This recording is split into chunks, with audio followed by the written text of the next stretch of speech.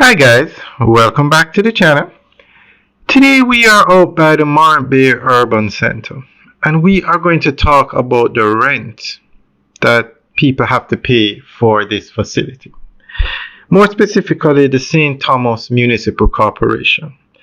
Now that building straight ahead in the middle, we're going to fly over it. That is the St. Thomas Municipal Corporation's building. And guys, do you know how much amount they pay for rent for this building? $10 million a month. This is the building. $10 million a month. I was surprised. Guys, let me know what you think. Leave your comments in the section below. Now, the St. Thomas Municipal Corporation was paying $300,000 a month for a building in Morant Bay. And then the government built this beautiful urban center. Game changer for this part of the island. And the St. Thomas Municipal Corporation is renting that building. But it wasn't until recent that it was made public that they were paying $10 million a month. So they're going from paying $300,000 a month in rent to paying $10 million a month in rent. And the rent is to be paid in US dollars. So you know the exchange rate changes, so that amount could also go up. So guys, what do you think about this? Now, it's a very nice complex, a very nice building, but $10 million a month? And so we're going to go through an article that gives more information on this.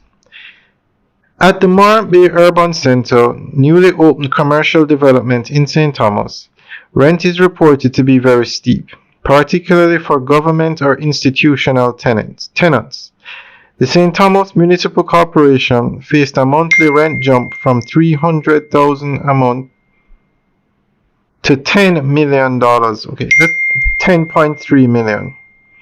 With annual 7% increase and pricing denominated in US dollars. Let me read that part again. The St. Thomas Municipal Corporation faced a monthly rent jump from $300,000 to around $10.3 million, with annual 7% increases and pricing denominated in US dollars, meaning further hikes if the dollar weakens. Public sector tenants like the municipal corporation are paying up to $10.3 million a month compared to just $300,000 a month previously.